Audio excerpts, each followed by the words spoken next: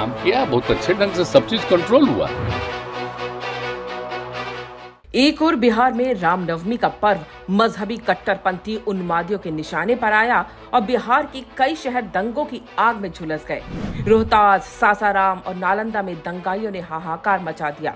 हाल ये कि शिक्षण संस्थान और इंटरनेट सेवाएं बंद करनी पड़ी, कई जगह बाजार बंद करने पड़े। रामनवमी की शोभा यात्रा पर पत्थरबाजी से लेकर बमबारी तक होती रही। हिंसा में कई घरों में आग लगा दी गई। पुलिस वालों समेत कई लोग हिंसा में घायल हो गए। कई गाड़ियां फूंक दी गईं। मजहबी उन्मादियों ने भीषण तबाही मचा दी।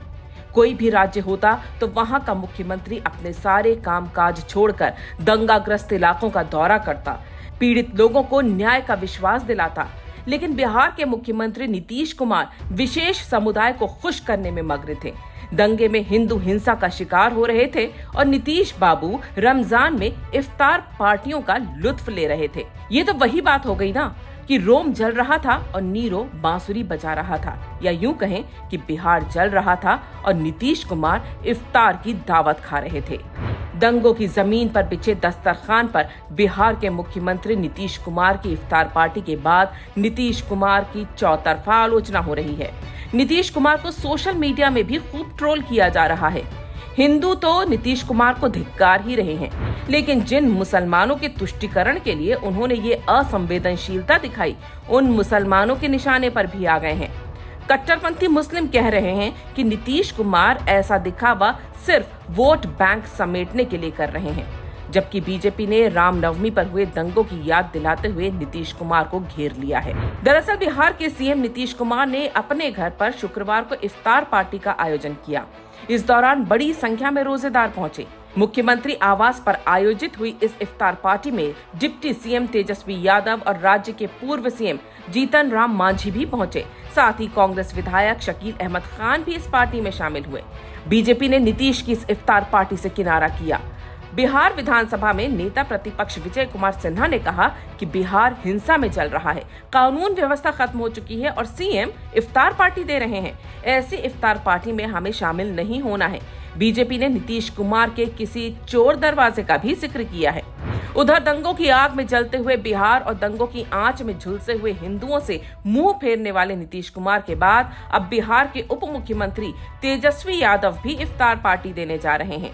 तेजस्वी यादव ने एक ट्वीट करते हुए उर्दू में लिखा है, हमारी पार्टी की जानिब से रमजान के मुकद्दस मौके पर दावत इफ्तार का एहतमाम बरोज इतवार 9 अप्रैल को शाम 6:09 पर 10 सर्कुलर रोड पर किया गया है। आप सभी रोजेदारों से गुजारिश है कि समाजी अखलाक के इस दस्तूर में शिरकत कर खिदमत का मौका दें।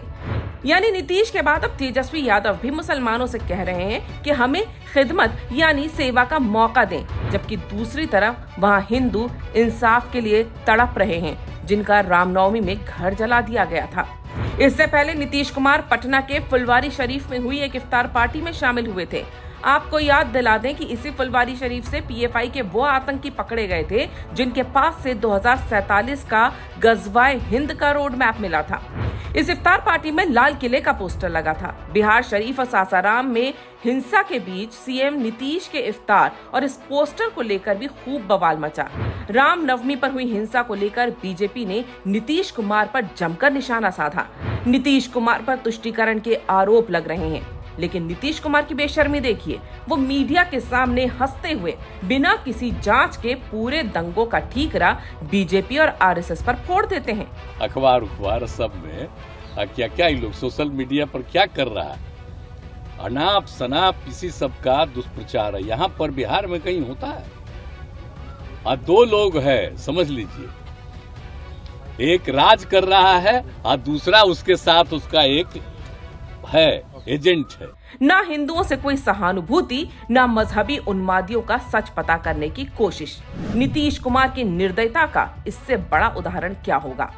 जब दंगों से ग्रसित एक राज्य के मुख्यमंत्री को चाहिए कि वो सबसे पहले राज्य में कानून व्यवस्था को टाइट करे, राज्य के दंगा पीड़ितों की मदद करे और ये सुनिश्चित करे कि भविष्य में ऐसे हालात पैदा ना हो, साथ ही हिंदुओं के त्योहारों पर हिंदुओं की शोभा यात्राएं सुरक्षित हों, उस समय नीतीश कुमार इसके ठीक विपरीत हिंदुओं को उनके त्योहारों के लिए कोस रहे हैं और उन्हें घरों में रहने की नसीहत दे रहे हैं। जबकि दूसरी ओर नीतीश कुमार मुस्लिमों के त्योहार पर उन्हें दावत दे रहे हैं और उनकी दावत खा भी रहे हैं।